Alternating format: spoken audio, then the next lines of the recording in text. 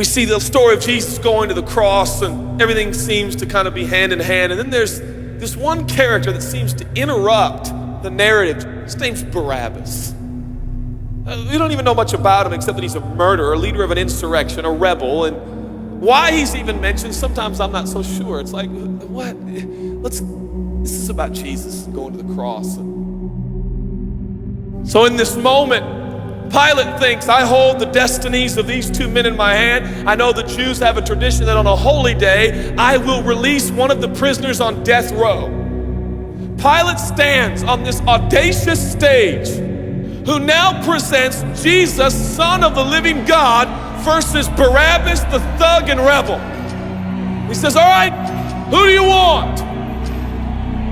This is blasphemy. This has gone too far. There's no comparison. This is a rightful prisoner, a man who should be on death row.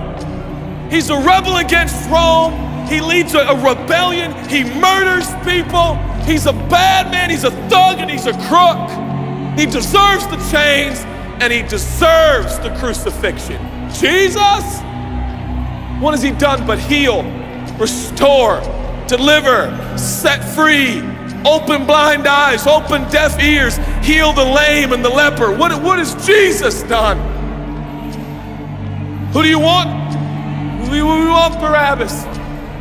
Yeah, give us Barabbas.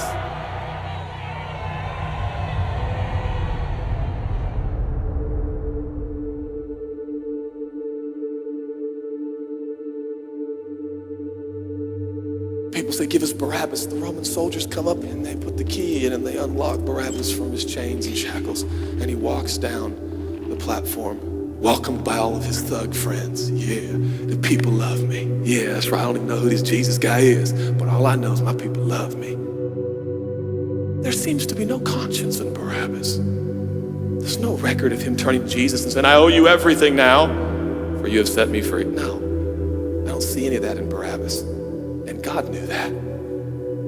Jesus stood there, silent, for he knew the will of the Father. He said, it's fine, Father. Let him have Barabbas. For Jesus knew that the Father would have to treat Jesus like Barabbas so he could treat Barabbas like Jesus. Barabbas thought it was the people that set him free. No. It was the love of the Heavenly Father.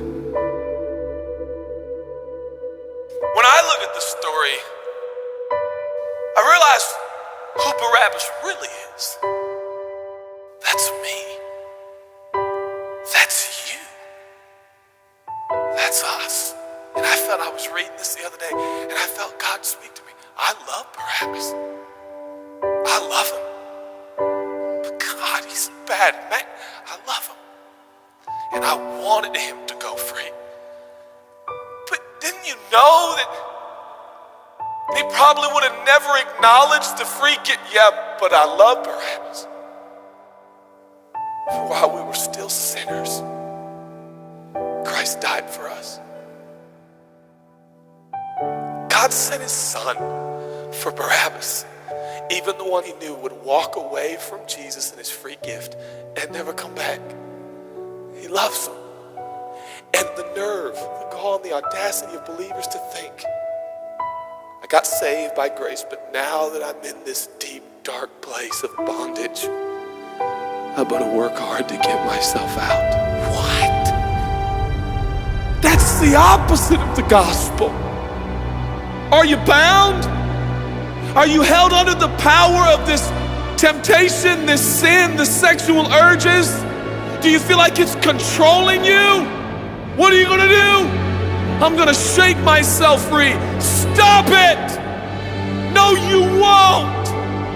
You're no match for the powers of hell and the urges of sin and sexual temptation.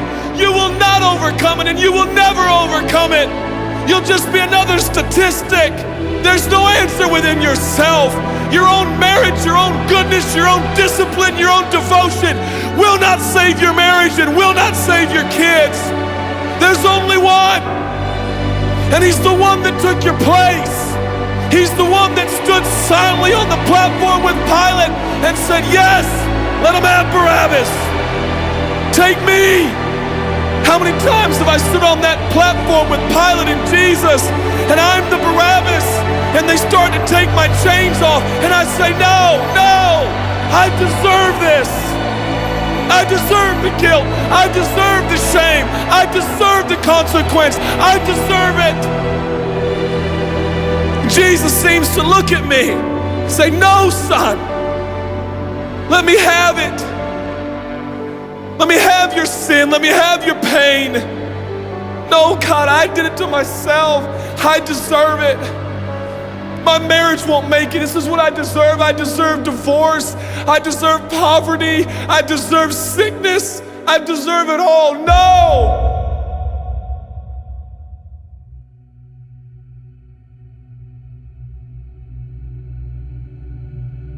God, I'm so ashamed. Give me your shame. But God, what if I do it again? I'll still be here. Oh God, I don't want to hurt you. I love you. I don't want to do this anymore. Give me your sins, son.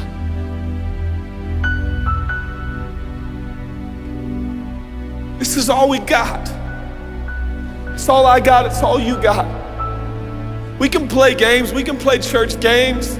We can pretend like some people are better than others and that's why they're blessed, or we can all come to the honest conclusion that it's God. And it's God alone. The greatest challenge is not your discipline, your devotion, your focus. Your greatest challenge is believing the gospel. Could it be that there's a God with a love so scandalous, so wide, so deep, so vast, so high, so expansive, so welcoming, so inclusive? Let me have your sin, son. Okay. And I give him my sin.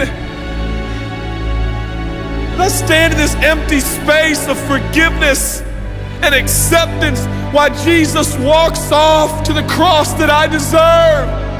I see him walking to the post to be whipped. As I stand a free man, all the attention is turned now. And I feel the love of God saying, go son, live your life. I'll pay the price. Where did we get off thinking that we were gonna set ourselves free? It's still Jesus.